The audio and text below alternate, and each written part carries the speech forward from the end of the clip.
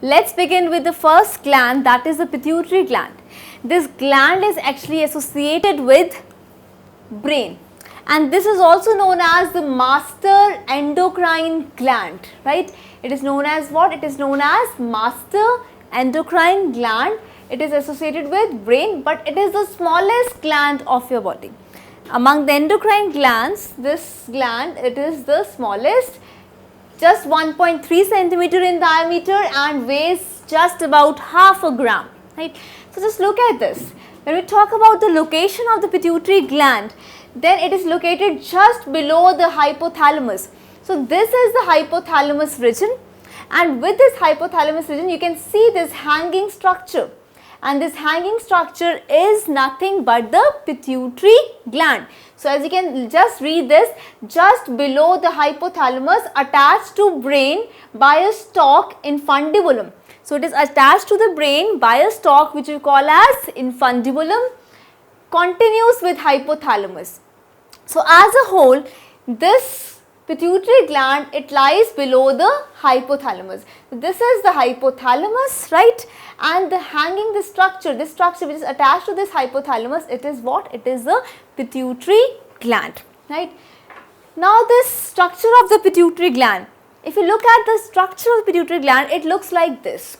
Now can you see the structure of pituitary gland? It has 3 lobes. This is the first, this is the second one, this is the third lobe.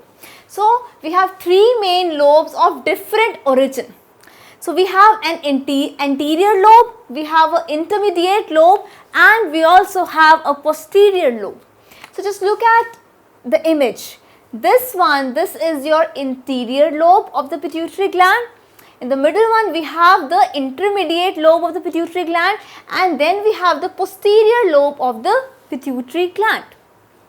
Well, the interior lobe, we call it as adenohypophysis. It is also known as adenohypophysis, or you can say pars distalis. So you can read it, it is the pars distalis. It originates from the dorsal wall of the stomatium in the embryo, right? From where it originates from the dorsal wall of the stomatium in the embryo. So as we have read that these main lobes of the pituitary gland, they have different origin. So from where does anterior lobe originate? It originates from the dorsal wall of stomatium in the embryo. And if we talk about the posterior lobe, it is neurohypophysis, that is pars nervosa. The posterior one, this is the pars nervosa, and this originates as an outgrowth from the floor of diencephalon. It originates as an outgrowth from the floor of diencephalon. So both these lobes, they have different origin, and the intermediate lobe, it is actually the part of the anterior lobe only. When we talk about the intermediate lobe, it is nothing but the part of what? This anterior lobe only. So the pituitary gland, the structure, it has 3 main parts, the 3 main lobes which have different origins. That is, we have an anterior lobe, we have an intermediate lobe, and we have a posterior lobe.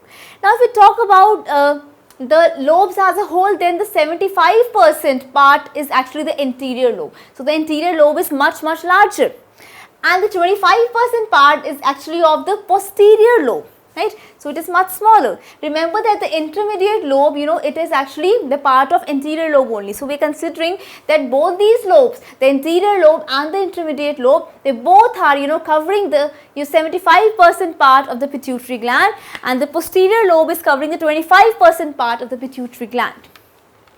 So you can actually make out the structure. It also says that the anterior lobe is comparatively larger than the posterior lobe. Now you can see this infundibulum. What is this infundibulum? This is actually the stalk, which is actually helping the attachment of the pituitary gland with the brain. So this is the infundibulum which is there, right? So here you can also make out that the anterior lobe has a structure of what? An endocrine gland. But the posterior lobe has a structure of what? It has a structure of nervous tissue. It has structure of what? It has structure of nervous tissue.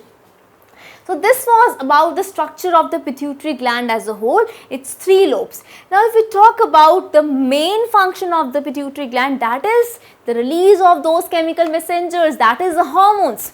So let's see. what are the hormones that are released? If you talk about the anterior lobe, then it releases, GH, LTH, TSH, ACTH, FSH, LH.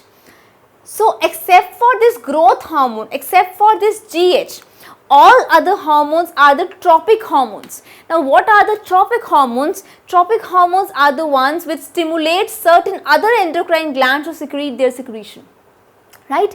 So the hormones which are going to help in the secretion of other hormones, which are going to help in the secretion that is there by other endocrine glands, those hormones are known as tropic hormones. So the anterior lobe, secretes many hormones, out of which mostly they are what? They are the tropic hormones, except for the GH, that is the growth hormone, right? Then if we talk about the intermediate lobe, that is the lobe which is the part of the anterior lobe only, it secretes MSH hormone, or you can say melanotrophin, right? MSH is what? Melanocyte stimulating hormone. MSH is what? Melanocyte stimulating hormone. You can also call this hormone as melanotrophin. Now what is the function of MSH or melanotrophin? It controls the distribution of pigments in the skin. The distribution of pigments in the skin, it means that if we have the pigment cell, the dispersal of the pigment, it is controlled by this hormone. So it helps in the darkening in the color of certain animals such as fishes and amphibians. This is the main function of MSH hormone, that is melanocyte stimulating hormone. So remember that it is linked with the pigments. So it controls the pigment or the color in certain animals. Then we have the posterior lobe. The main two hormones of posterior lobe are oxytocin and vasopressin. So oxytocin is OT, vasopressin is ADH.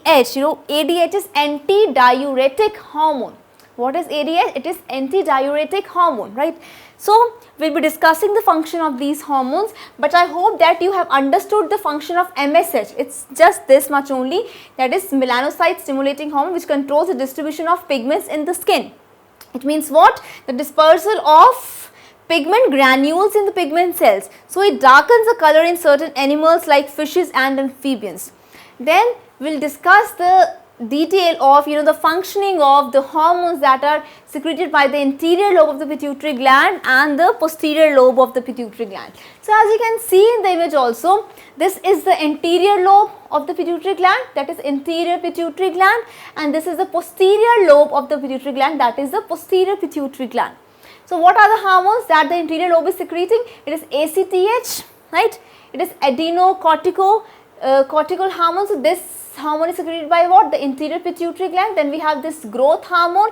We have the melanocyte stimulating hormone by what? By this intermediate lobe, which is a part of anterior pituitary only.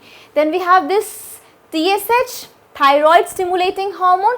Then we have the gonadotropins, right? We have FSH, that is follicle stimulating hormone. Then we have LH, that is luteinizing hormone. Then we have prolactin also, that is secreted, right, by this anterior lobe.